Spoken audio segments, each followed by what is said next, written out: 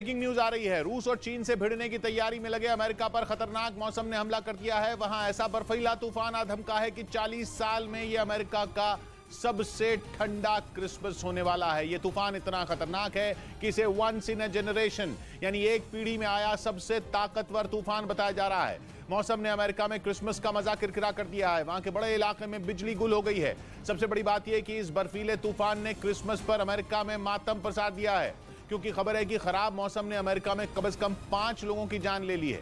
डरने की बात यह है कि यह आंकड़ा यहीं नहीं सिमटने वाला, क्योंकि अमेरिका के मौसम विभाग का अनुमान है कि यह तो बस ट्रेलर है, पारा इससे भी ज्यादा गिरने वाला है। इस भविष्यवाणी ने अमेरिका के लोगों के रोंगटे खड़े कर दिए हैं, क्योंकि वहां के वायोमिंग राज्य से जो तस्वीर सामने आई उसमें बर्फ उड़ाती हाई स्पीड हवा ने लोगों की मदद करने निकली पुलिस की एक गाड़ी को ही बीच सड़क पर रोक दिया।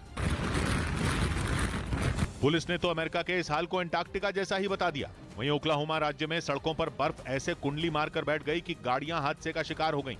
बताया गया कि खराब मौसम की वजह से अमेरिका में कई सड़कें बंद हो गई हैं। उधर यांगटन शहर में नदी के ऊपर से गुजरती सर्द हवा ने ही कपकपी छुड़ा दी। ठंडी हवा चलने के साथ ही शहर में इतनी बर्फबारी हुई कि तुरंत वहां से बर्फ हटाने का काम शुरू करना पड़ा। और ये तो अमेरिका के बस कुछ शहरों से आई तस्वीरें हैं। वहां हालात इससे कहीं ज्यादा खराब हैं। आधे से ज्यादा अमेरिका बर्फीले तूफान की चपेट में है। उत्तर से दक्षिण तक, पूर्व से पश्चिम तक अमेरिका का कोना कोना जाड़े से जंग लड़ रहा है। और हाल यह है कि अमेरिका के कई राज्यों में इमरजेंसी लगानी पड़ गई है।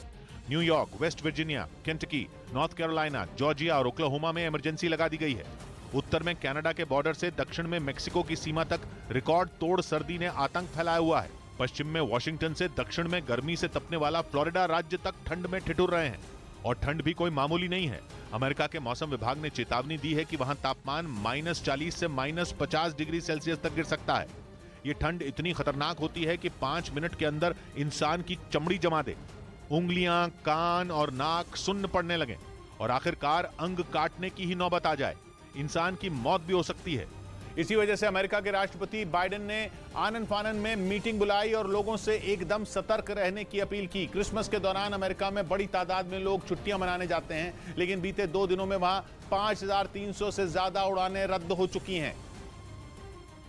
लेकिन क्रिसमस मनाने की तैयारी कर चुके लोग बर्फ से जमी सड़कों पर गाड़ी चलाने का जोखिम उठाकर जैसे तैसे एयरपोर्ट पहुंच गए, पर वहां पहुंचकर पता चला कि फ्लाइट तो कैंसिल हो चुकी है। शिकागो का हाल भी डेनवर जैसा देखने को मिला। शिकागो एयरपोर्ट पर भीड़ ही भीड़ नजर आई। क्रिसमस की छुट्टियां मनाने निकले लोग लंबी लंबी लाइनों में लगे दिखे। इस बीच खबर है कि चीन में कोरोना वायरस की वजह से हालात बेकाबू होने की वजह सिर्फ BF.7 वेरिएंट नहीं है। 1, 2, 10 या 20 नहीं, बल्कि कोरोना के चीन में पूरे 130 वेरिएंट पिछले सिर्फ 3 महीनों में मिल चुके हैं, जिसकी वजह से चीन की सरकारी एजेंसियों की नींद उड़ चुकी है। वैज्ञानिक जब तक किसी एक वेरिएंट को समझें तब तक एक नया वेरिएंट निकल जाता है। चीन में एक साथ 130 वेरिएंट एक्टिव बताए जा रहे हैं।